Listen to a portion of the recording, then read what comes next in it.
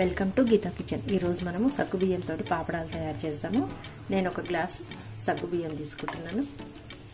ఒక బౌల్ తీసుకొని సగ్గుబియ్యాన్ని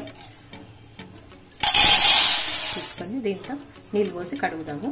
2-3 సార్లు శుభ్రంగా కడిగి పెట్టుకోవాలి.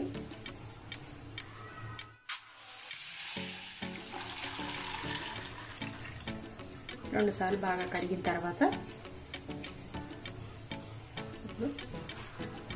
3 గ్లాసుల నీళ్ళు పోసి నానబెట్టుకుందాము. ఒక 2 గంటల పాటు నానబెట్టుకుంటే సరిపోతుంది. సగ్గుబియ్యము 2 గంటల పాటు మంచిగా నానిన నీళ్ళల్లో ఇప్పుడు పైన నీళ్ళన్నీ ఉడకబోసేసుకోవాలి. ఇప్పుడు స్టవ్ పైన నీళ్ళు పెట్టుకుందాము. మనం ఏ గ్లాస్ తోటి తీసుకున్నామో సగ్గుబియ్యాన్ని అదే గ్లాస్ తోటి 6 కప్పుల నీళ్ళు పోసుకోవాలి.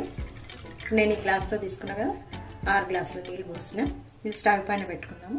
స్టవ్ పైన నీళ్ళు మరుగుతున్నాయి. ఇప్పుడు లో ఫ్లేమ్లో పెట్టుకొని సగ్గుబియ్యం వేసుకుందాము. సగ్గుబియ్యంలో ఉన్న నీళ్ళన్నీ వంపేసి వేసేసుకోవాలి. మరుగుతున్న నీళ్ళలో వేసుకోవాలి.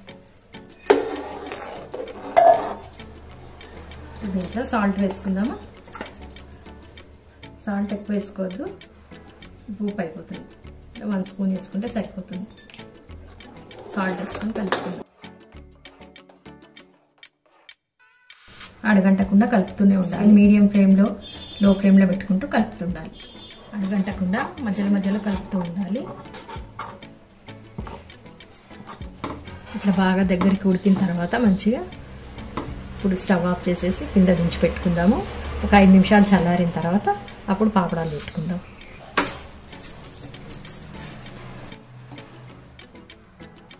ఐదు నిమిషాల తర్వాత కొంచెం చిక్కబడింది. ఇప్పుడు ఒక కవర్ తీసుకొని కవర్ మీద ఇట్లా గుంటగంట తీసుకొని వేసుకోవాలి.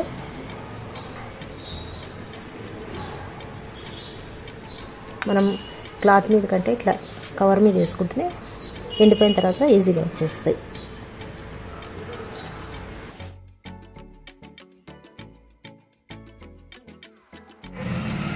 పాపడాలు పెట్టుడు కంప్లీట్ అయింది. ఇవి ఎండినాక చూపిస్తా. సగ్గుబియ్యం పాపడాలు మంచిగా 3 రోజుల్లో బాగా ఎండిపోయిన ఎండలో. ఇప్పుడు వీటికి డీప్ ఫ్రై చేసుకుందాము. స్టవ్ పైన డీప్ ఫ్రై ఆయిల్ పెట్టుకొని వేయించుకుందాం. డీప్ ఫ్రై ఆయిల్ వేడైంది. ఇప్పుడు పాపడాలు వేయిస్తాము. ఫ్లేమ్ తగ్గించుకొని పాపడాలు వేయించుకోవాలి.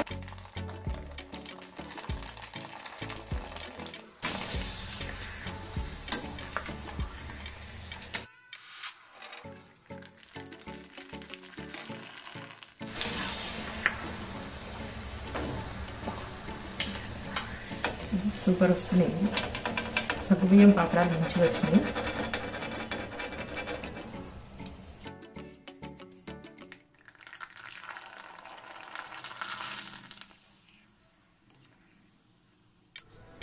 సగ్గుబియ్యం పాపడాలు బాగా వచ్చినాయి.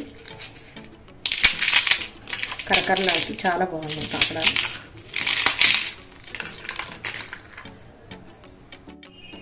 ఈ వీడియో మీకు నచ్చినట్లయితే లైక్ చేయండి, షేర్ చేయండి, కామెంట్ చేయండి.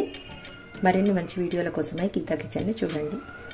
సబ్స్క్రైబ్ చేయని వాళ్ళు ఉంటే తప్పకుండా సబ్స్క్రైబ్ చేసుకోండి.